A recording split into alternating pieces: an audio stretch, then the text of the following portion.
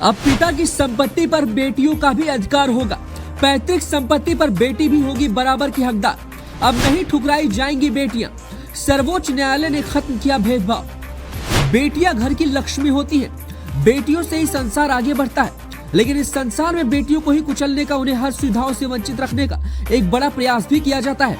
कई लड़कियों को पढ़ाई से लेकर उनकी पैतृक संपत्ति तक का अधिकार नहीं मिल पाता, लेकिन आज जिस तरह से लड़कियां कदम से कदम मिलाकर सफलता की बुलंदियों को छू रही है, सरकार और समाज दोनों को ही उन पर नाज है। जन्म से ही पैतृक संपत्ति पर होगा बेटी का अधिकार। यही वजह है कि अब बेटियों को हर वो अधिकार सरकार दे रही है जिससे वो पहले वंचित थी।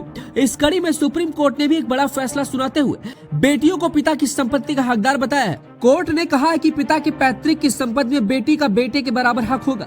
बेटी जन्म के साथ ही पिता की संपत्ति में बराबर का हकदार हो जाती है। देश की सर्वोच्च अदालत की 3 जजों की पीठ ने स्पष्ट कर दिया है कि भले ही पिता की मृत्यु हिंदू उत्तराधिकार कानून 2005 लागू होने से पहले हो गई हो, फिर भी बेटियों को माता पिता की संपत्ति पर अधिकार होगा।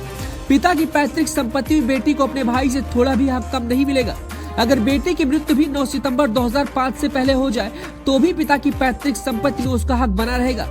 इसका मतलब यह है कि बेटी के बच्चे अपनी मां की पैतृक संपत्ति में हिस्सेदारी ले सकते हैं। उन्हें अपनी मां के अधिकार के तौर पर नाना की पैतृक संपत्ति में हिस्सेदारी मिलेगी। आपको बताते चले कि हिंदू सेक्शन एक्ट में साल 2005 में संशोधन किया गया था, जिसमें बेटियों को पैतृक संपत्ति में समान हिस्सा पाने का कानूनी अधिकार दिया गया है। इसके तहत बेटी अपने पिता की संपत्ति में अपनी हिस्सेदारी का दावा कर सकती है। अगर पिता 9 दिसंबर 2005 को जिंदा रहे हो, अगर पिता की मृत्यु इस तारीख से पहले हो गई हो, तो बेटी का पैतृक संपत्ति पर कोई अधिकार नहीं होगा। अब सुप्रीम कोर्ट ने इस नियम को बदलते हुए कहा है कि पिता की मृत्यु से इसका कोई लेना देना नहीं है। अगर पिता 9 सितंबर 2005 को जिंदा नहीं थे, तो भी बेटी को उनके पैतृक संपत्ति में अधिकार मिलेगा।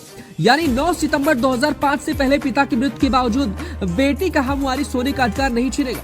आपको ये भी बता दें कि 2005 के संशोधन के तहत महिलाओं को पैतृक संपत्ति में बेटे के बराबर अधिकार दे दिया गया है और तमाम भेदभावों को खत्म कर दिया गया है। इसके तहत बेटियों को इस बात का भी अधिकार दिया गया है वो कृषि भूमि का बंटवारा करवा सकती है। इतना नहीं, शादी टूटने की स्थिति में बेटी पिता के घर जाकर बेटे के समान बराबरी का दर्जा पाते हुए रह भी सकती है। पिता के घर में उसका भी अपने भाई जितना ही अधिकार होगा। अगर वसीयत लिखने से पहले पिता की मौत हो जाती है तो सभी कानूनी उत्तराधिकारियों का उनकी संपत्ति पर समान अधिकार होगा।